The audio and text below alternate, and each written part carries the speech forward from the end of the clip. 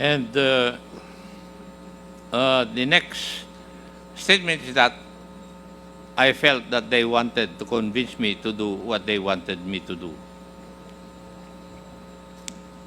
So, it was the feeling of Colonel Grijaldo na kinukumbinsi niyo siya na gawin yung gusto niyong ipagawa. That was his feeling. The intention may not be that. Hindi po ba tama, Colonel Grijaldo? I-invoke mo na naman yung right mo. Tama ba yung state mo? I felt that they wanted to convince me to do what they wanted me to do. I stand by my statement, Your Honor. Sagutin mo yung tanong ko. I would like to invoke my right. Mr. Chair, Your Honor. May I move that we cite Colonel Grijaldo in contempt for violation of Section 11, Paragraph C, refusal to answer relevant questions? So move, Mr. Chair. Second. There is a motion to cite in contempt Colonel Grijaldo for violating Section 11, Paragraph C of our Rules of Procedure governing inquiries in aid of legislation, and it was duly seconded. Are there any objections? Hearing none, the motion is approved. You are again cited in contempt. Mr. Chairman, Is Congressman Akop done with this interpellation? Mr. Chair, my motion needs another motion from any member of this committee because we have to determine where or what is the duration of his penalty and where he. Mr. Chairman, Congressman Congressman Paduano. while the rules of the House now with regards to Section 11, citing a resource person in contempt, the detention, no? The place of detention lies with of course, the chairman of this honorable committee. May I respectfully move, Mr. Chairman, that we will transfer, in this contempt order, I move that we will detain Colonel Grijaldo at para malapit-lapit lang sa batasan at Station 6, Mr. Chairman. So move, Mr. Chairman. Are you referring to Station 6 of the Quezon City, Mr. Chairman. Dito lang yan sa batasan eh. Okay, So move, Mr. Chairman. there is a motion to detain, transfer the detention of Colonel Grijaldo to Station 6 of the Quezon City, Police Station. Are there any second? Second. Duly seconded. Any objections? Hearing none, the motion is approved. Comsec, please coordinate with our Sergeant at Arms and inform the said office that Colonel Grijaldo will be transferred to Station 6 of Quezon City and serve his detention in that facility. Mr. Chair, Congressman Akop. since I cannot get intelligent answers from our resource person, may I just make a manifestation? The reason why I asked Attorney Conti about the canons of legal ethics that we have in our possession a joint statement from the law office of Attorney Emerito B. Kitang from the Kumigad law offices. And in this joint statement of the two lawyers, they debunk all the claims of Colonel Grijaldo. And lawyers are supposed to observe the canons of legal ethics, as I have stated in my interpellation of Attorney Conti. And that is the reason why I asked Attorney Conti about the canons of legal ethics.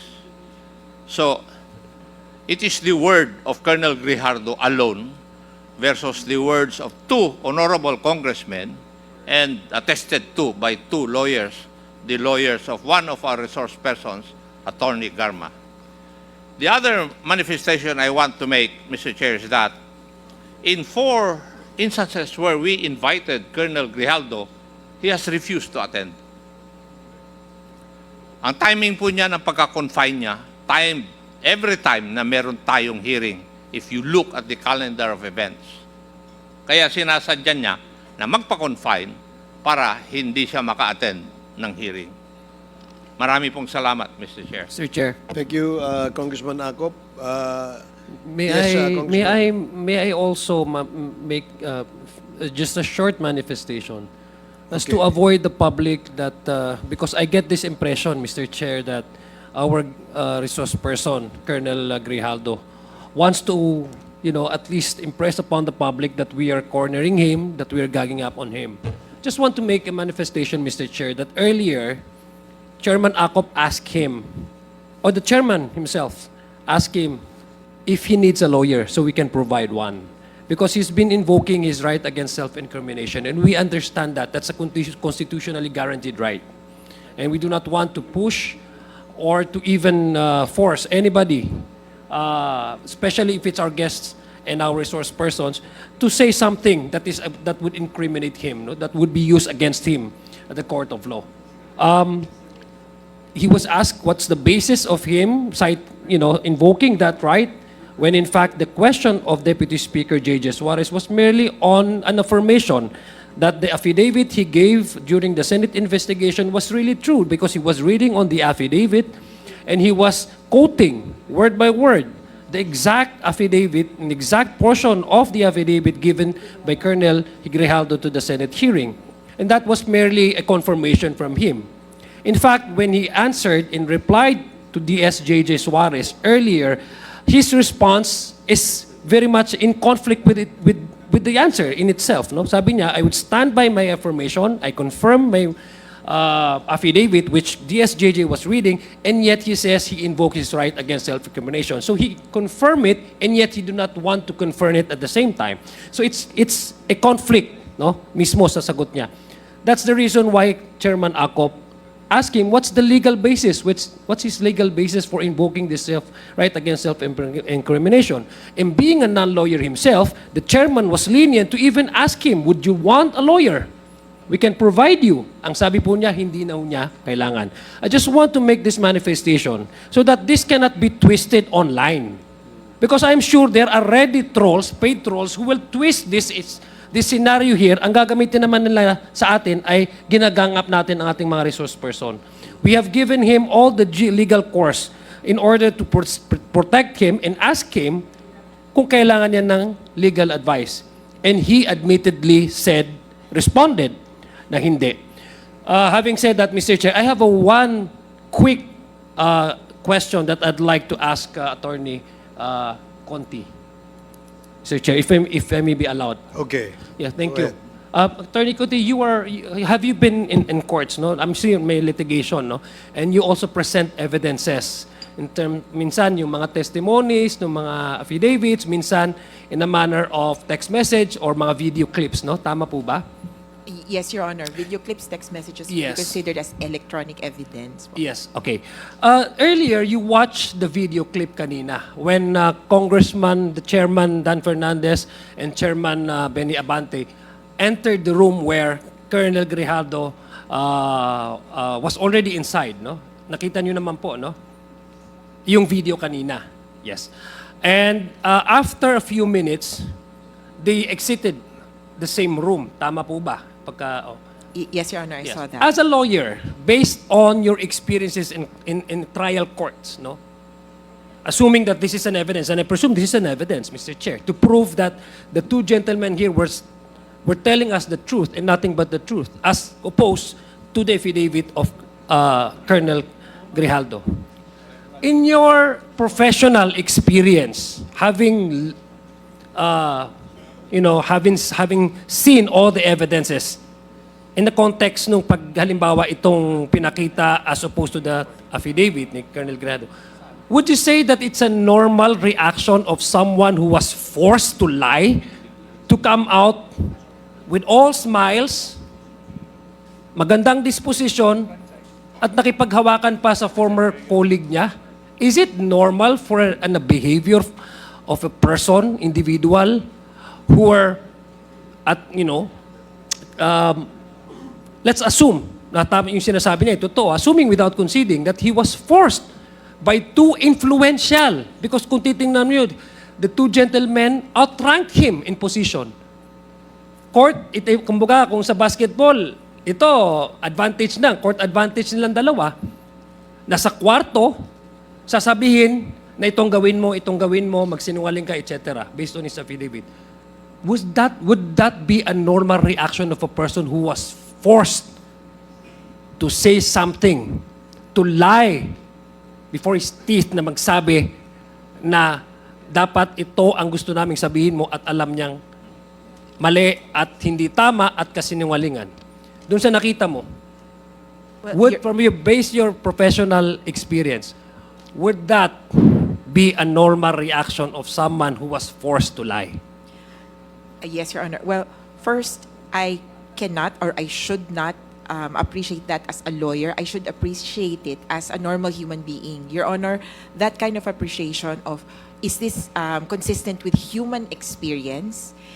It would not be consistent with human experience to see someone coerced leave a room without any restraints at sasabihin na hindi siya na pinilit siya sa loob ng kwarto. So it would be inconsistent with what we have seen. And Your Honor, this kind of evidence will only prove that, however, on the other hand, that these gentlemen went into the room, left the room at these times, and the last person to leave the room was Colonel Grijaldo without anyone keeping him in detention. So yung, kumbaga, ang maiisip po kasi ng karamihan, yung parang restraint is parang inaresto ka. His freedom to leave the room without any pressure or even without the presence of the two others. I think the two lawyers were still inside the room. We did not see that in the video. It would say that Colonel Grijaldo was not under arrest. To an extent, as a human being, I would say he was not under duress. Thank you for that response, Attorney Conti. Sir. In fact, Mr. Chair, the responses and the explanation of the two gentlemen, the two chairmen, was actually believable because based doon sa mga responses niya, wala naman, it was plainly evident, paglabas nila, it reinforces yung mga sinasabing, yung atmosphere doon sa kwarto ay hindi naman ganun intense, no? Kasi nung lumabas sila, hindi naman for few minutes, so parang ordinary day lang. As opposed to Colonel Grijaldo, who was, I suspect, parang masyado siyang, sabi niya, may reflection pa nga eh, nag-quote pa nga siya ng Biblia. And he even went to the Senate to testify before the whole country watching that he was forced to say something and to lie. Ganon yung impact nung sinasabi niyang coercion na ginawa ng gentleman. And yet, when we look at the video, watch the video, it seems as an average-minded person, hindi po normal na behavior ang isang tao na he was forced to lie, he was coerced, under duress, tas lalabang with all smiles at nakangiti. Sir Chair. Yun lang. I'd like just to make that manifestation because again, I don't want to impress